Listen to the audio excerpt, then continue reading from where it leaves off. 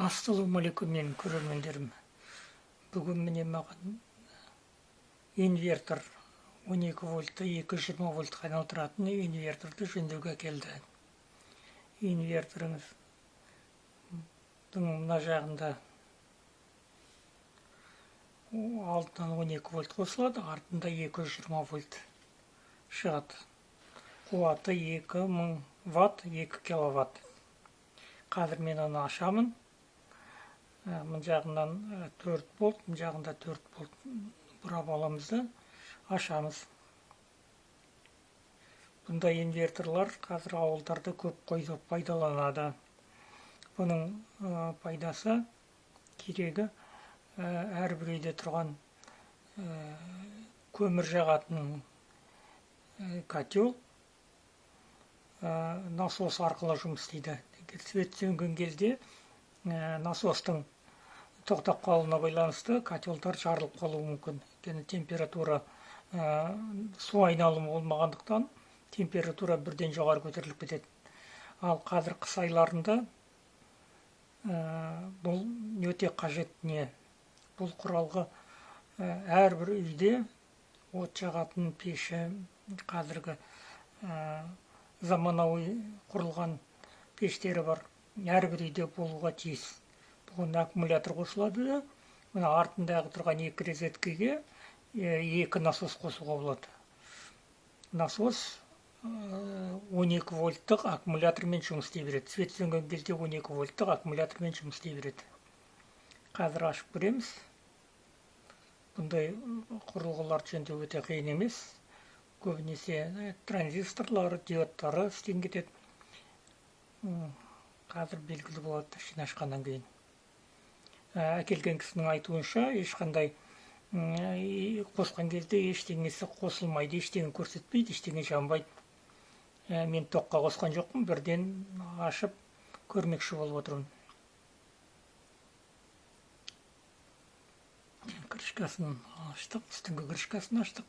Енді бұны платасын алып шығу үшін оң жағында тұрған, астында үстінде тұрған транзисторларды түгел босату керек.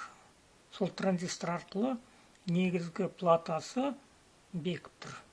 Соның транзисторлардың тұрған болттарын шешсек, қазір біздің платамыз алып шығамыз, корпустан алып шығамыз.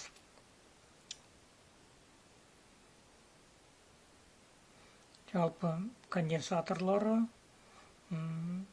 бәрі орнында, тек қана астыңғы жағында, оң жағында тұрған транзисторлардың күйіп кеткені көрініп тұр. Қазір оны ашқаннан кейін белгілі болады.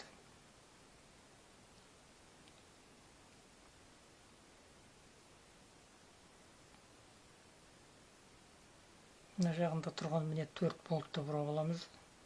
Бұл 4 болт 4 пластинкамен 8 транзисторды ұстап тұр.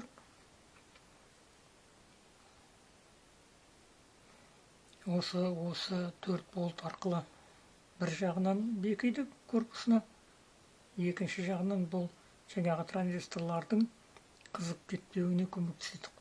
Қызып кетпеу үшін осы болттар арқылы бекітілген пластинкамен суытылып отырады.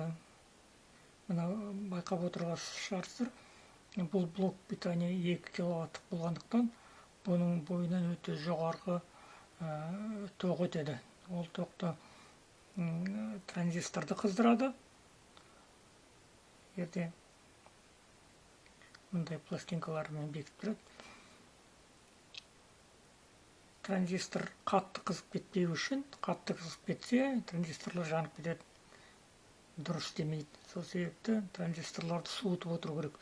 Оны суыту үшін оның мына корпусындағы қалың алюминий пластинканы пайдаланамыз. Пайдаланылған.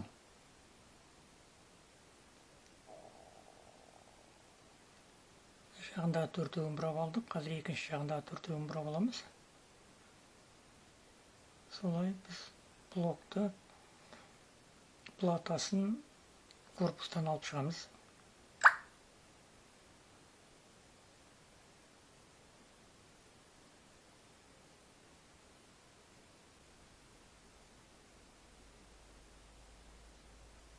жерде көрініп тұр міне. Мына тұрған астыңғы оң жағында тұрған екі транзистор жанып кеткені көрініп тұр. Қазір осы корпустан босатып алғаннан кейін бұны паяльникпен қыздырып транзисторларды ағытып аламыз.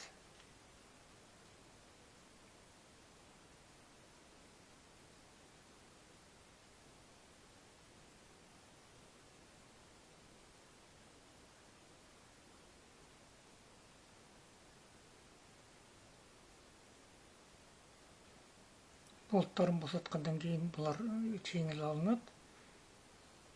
Қазір транзисторларды босаттық. Қазір мына корпустан алып шығамыз.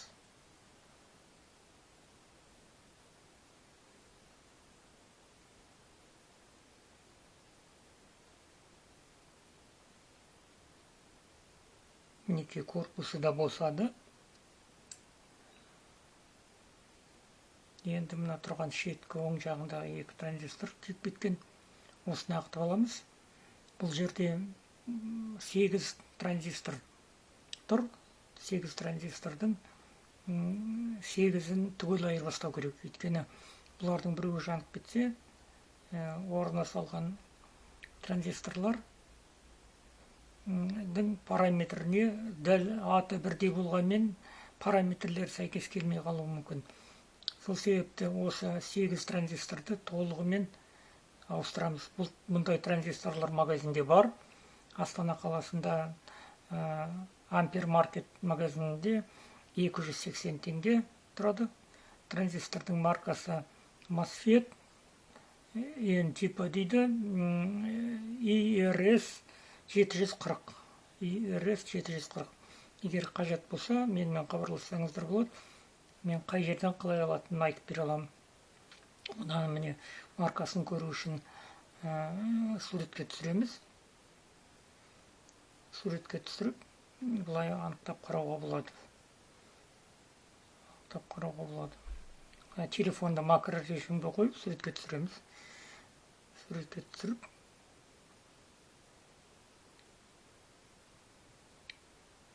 транзистордың маркасы сонда анық көрінеді. Осындай инверторларыңызды жөндеу қажет болса, менімен хабарласыңыздар. Астана қаласы Қараөткел ауылы. Менің телефоным 701 520 01 54. Қазір мына тұрған транзисторларды ағытып аламыз. Сосын магазиннен жаңадан транзистор аламыз. 8 транзистордың орнына магазиннен 10 транзистор алған дұрыс. Өйткені 2 транзистор ол кішкене параметрлер сәйкес келмей қалған жағдайда орнына қоюға былайша айтқан запас болу керек. Кейбір істемейтін транзисторлар болуы да мүмкін. Оны сатып алған кезде тексере алмайсыз.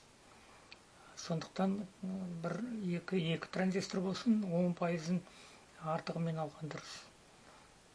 Міне жерде қазір 8 транзистордың орнына 10 транзистор алу керек. Мұнда қосымша тағы да мен байқап отырмын, тексеріп отырмын. 2 предохранитель істемейді екен. 2 предохранитель 30 амперлік, 2 предохранитель керек. Мұндай предохранительдер де магазиндерде бар. Егер де өзім жөндеймін десеңіздер де осы бойынша жөндеуге болады. Не болмаса маған звондап, менен консультация алсаңыз да болады. Ендігі жұмыс қазір осыларды шығарып аламын да, қайтадан орнына жаңасын дәнекерлеп салып құрастырамын. Ал енді осы менің бейне жазбамды көріп, лайк басып, комментарий жазғандарыңыз үшін рахмет. Бұдан да бұлай осылай пайдалы кеңестер, пайдалы бейне жазбалар жазуға тырысамын. Келесі YouTube каналында кездескенше қош сау болыңыздар.